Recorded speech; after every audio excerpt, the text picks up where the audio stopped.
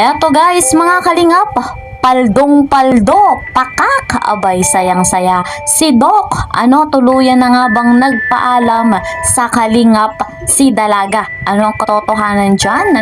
Talagang masakit ito para sa atin at syempre, mas masakit ito para kay Kalingap Rab. Nakakalungkot man, ating alamin ang katotohanan, suyuin natin, siyasatin natin, Pero bago tayo dumako doon, ako po muna sa inyo ay bumabati ng isang magandang araw, magandang gabi, kamusta kayong lahat mga kalingap? Sana nga po ay nasa maganda kayong kalagayan.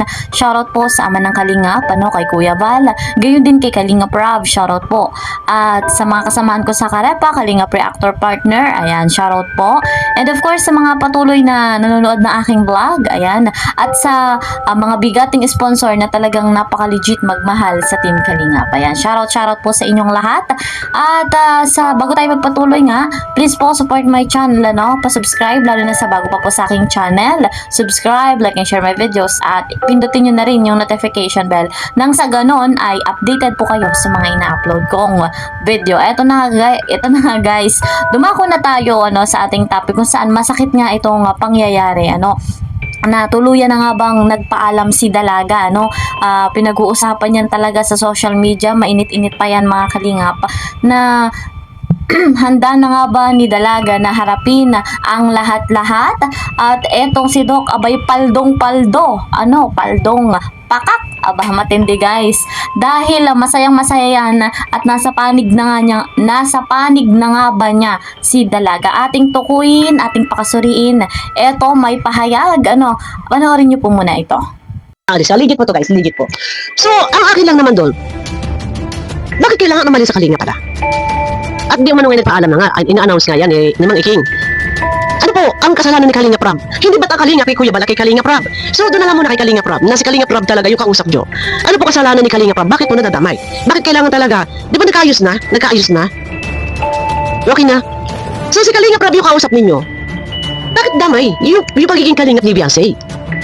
At aalis, handa siyang tanggapin. Ano man yung umulan mo ng basher, mga usig, mga babatikos. Ano kasalanan po ni Kalinga Prab? Sahip po sana din ang sabihin dito, ay hindi po ako aalis alang-alang po kay Kuya Rab. Mananatili po akong Kalingap. Dapat ganun. Para ba makakumbinsi yung mga viewers, may lubag loob na mararamdaman. Pero yung iyong salita, parang maliwanag na. Parang final decision na handa na siyang tanggapin.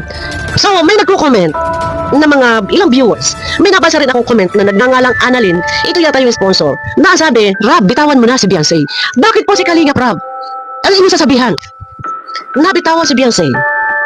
Isang Kalinga Rab, hindi po basa-basa nagpapalayas o nag-aalis ng Kalinga Angels ng beneficiary. Tatandaan po natin yan.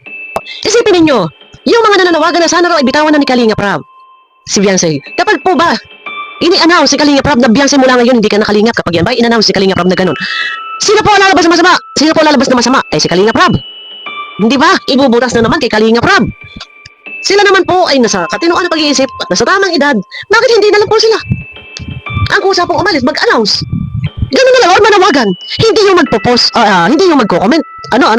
Hindi yung magme-message daw ko nag-message daw ko, kay Kalinga Prab at hindi naman daw binabasa ni Kalinga Prab. Ayon kay Mang Iking at hinihintay na lamang ang sagot.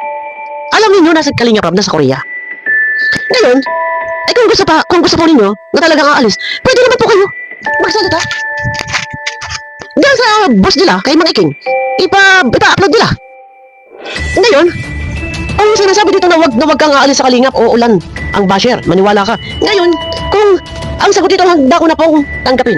Kung handa naman silang tanggapin ang lahat, ay di, nasa sa kanila nila, magpaalam sila. Huwag hintayin na si Kalinga Prab pa ang magsasabi, mag-a-announce na mula ngayon ay binibitawan na kita. Dahil gagamitin iyan, panlaban kay Kalinga Prab, lalabas na naman na si Kalinga Prab ang masama. Kayo naman, sabi ko nga, nasa tamang katinoan, nasa tamang pag-iisip, kayo na po bahala magdesisyon. Huwag nyo hihintayin na si Kalinga Prab pa magdesisyon. Di ba?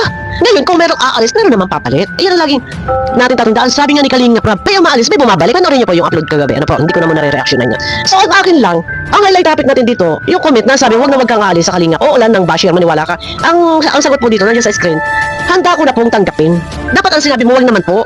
Wala naman po akong ginagawang masama sa inyo. Hindi ko naman po kayo inaano. Dapat nandun pa rin. Para pag nabasa po yan ng mga viewers, ang Sa halip na lulubag yung kanilang loob, magkakaroon pa ng mapunta sa iyo yung simpatya kasi ikaw yung ibabas. Tapos pero ikaw nandito na ikaw nga may kababaan ka at sabihin mo na wala naman po akong ginagawa sa inyo kahit man po ninyo ako ibas, hindi naman po ako manlalaban sa inyo. Dapat makukumbinsin niya yung viewers dito. Pero kapag ganito po ang sagot na handa ko na pong tanggapin na lahat doon, nandun napalaban ka. Nandun na matatag ka at hindi ka pwede kahit sipain, kahit duraan ka dyan, kahit sabuyan ka dyan ng ihi, magiging nakatayo ka pa rin. Parang ganun ba ang aking pagkaka-analyze dito? Dapat mababa pa rin tayo. Para pag kami makakabasa nito, malulubag yung kanilang loob. Oh. Para pag kami makakabasa nito, malulubag yung kanilang loob. Oh. O, di ba? Ayun lang. So, ngayon, ito na, maliwanag. Maliwanag na handa na raw tanggapin. Ano man yung mga pag-atake ng mga mambabatikos, manguusig, mangungutya, manunumbat. So, handa na raw siyang tanggapin. Ito yung pinakamahirap. Dapat, ang sinabi pa rin dapat dito, hindi po ako aalis sa Kalingap. Mananatili po ako kay Kuya Rab. Kasi, piliin natin, kapag po kasi ganito yung sagot, ibig sabihin talaga dito, ay talagang wala ka ng kababaan. Nandun na yung pagiging palaban mo na alam niyo yung ibig ko sabihin, hindi palaban na malalaban ka, hindi yun. Nandun na yung pagiging matatag ka na kahit anong pang sumbat niya sabihin, mananatili kang ikaw, maninindigan ka sa sinasabi mo. Parang ganun eh. Pero ang akin lang, dapat hindi ganito.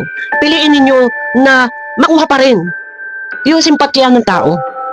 Makuha pa rin yung simpatya ng tao. At ito lang din, bago tayo magtapos sa video na to, ano po, para sa akin, wala eh. Hindi mangyayari ang lahat ng ito. Kung hindi, dahil tatandaan kung sakali talagang tuluyan na silang aalis sa pamilya, yung pamilya, sining, kung talagang aalis, alam niyo sa totoo lang, kaya nagkawindang-windang, kaya nagkagulo-gulo, okay na, di ba? Okay na eh. Nagkausap na si Kalingap Rab. At saka yung pamilya. Tsaka ito si Beyonce, nagkausap na sila. Okay na. Bakit hindi natatapos ang kaguluhan? Dahil kay Mang Iking. Hanggat hindi kayo humihingi ng privacy, bago tayo magtapos sa video na to, hindi kayo magkakaroon ng katahimikan. Hindi kayo magkakaroon ng kapayapaan. Hanggat kayo ay nandyan kay Mang Iking at kayo ay nagpapablog. Ngayon, ang akin, kung kayo magpapaalam sa Kalingap, maliwanag na to eh. Ang sabi dito, wag kang aalis o ulan ng basher. Ang sabi dito ni Beyonce, handa na siyang tanggapin. Ngayon, kung dumating na ang araw na kayo ay aalis na, panigurado po, umpisa na po yan na wala kayong kapayapaan, wala kayong katahimikan. Hanggat kayo ay binablog, hanggat kayo ay nakikita initatambil, hanggat kayo ay laging karay-karay sa vlog at magkitang inyong pangalan, magkakaroon kayo ng katahimikan. Kung hindi kayo magpapablog sa Kalingap, huwag rin kayo magpablog kay Doc at huwag niyong ipagamit ang inyong mukha kay Doc. Magkakaroon kayo ng katahimikan. Pero ako nagtataka, bakit si Kalingap Rab, okay naman, wala namang binibigkas sa salita si Kalingap Rab. Bakit kailangan iwanan? Ano kasalanan ni Kalingap Rab? Di ba? Bakit nagkakaroon ng issue? Kaya may issue. Dahil ni Doc. Kari-kari kayo, dala-dala kayo at panay ang para announce si Doc. Patungkol sa inyo. Naduman na, nagpaalam na. At kaya rin po may gulo dahil kayo din po. O bakit? Bakit ko nasabi nasa sa inyo? Dahil kapag po mayroong mga nakalive at ang topic po ay kayo, pumapasok po kayo sa live chat sa comment section. Sa live chat sa comment section. Pumapasok kayo at doon kayo para comment. Ilang beses ng mga live yan. At isa pa, nagsusumbong na po kayo sa Antay-Kalinga. Ngayon, katahimikan, di ba, ang gusto nyo? Para magkaroon po ng katahimikan, pangunahan ninyo sa inyong mga sarili. At humingi kayo ng privacy kay Doc. Ito na, hindi na po kayo binablang ng Kalingap. Pero bakit po, hindi mamatay-matay ang issue? Number 1, isa din po yun, na wala rin po kayong tigil sa kakakomment. Dayo pa doon kay Salcedo. Dayo pa dyan kay Kuya Brooks. Doon pa rin sa live ni Kuya Bal, sa live din ni Doc. Natatapik din ng mga reaktor. Hindi mauubos ang usapin. Dahil bawat isang comment ninyo, magiging topic po yan. Pangunahan na lang po sa mga sa sarili ang katahimikan. At humingi po kayo ng privacy. Ayaw nyo magpapablog sa Kalingap? Okay, fine, no problem. Huwag din po kayo magpapablog kay Doc. Para sa katahimikan. Ano po? Ngayon, nagpunta kay Salcedo, nanghihingi, gusto raw ng katahimikan. Ang aking tanong, mabibigyan ba ni Salcedo ng katahimikan? Hindi. Dahil si Salcedo, mahilig din sa ka-issuehan. Ayan nga, ang kanyang highlight, ayan nga ang kanyang target content eh, ang issue. Tapos ang tinakbuhan ninyo, si Salcedo, mahilig sa issue. So, mai-issue at may issue. Ano po, kung ang tinakbuhan ninyo si Kalingap Rab, or kinausap nyo si Kuya Bal ng masisinan, tapos ang issue. Iyon lang yun. So, maliwanag na sa comment. Oh, ano ang pagkaka-analyze nyo? Pwede po kayo mag-comment. Ano ang pagkakaintindi nyo sa comment na handa na raw niyang tanggapin? So ayun guys, nasaksihan nyo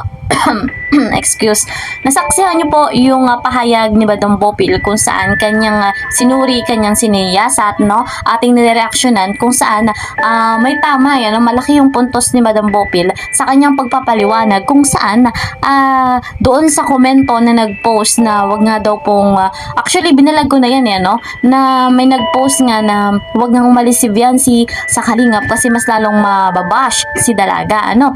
Ngayon ang comment nga doon ni Dalaga ay handa niya nang harapin.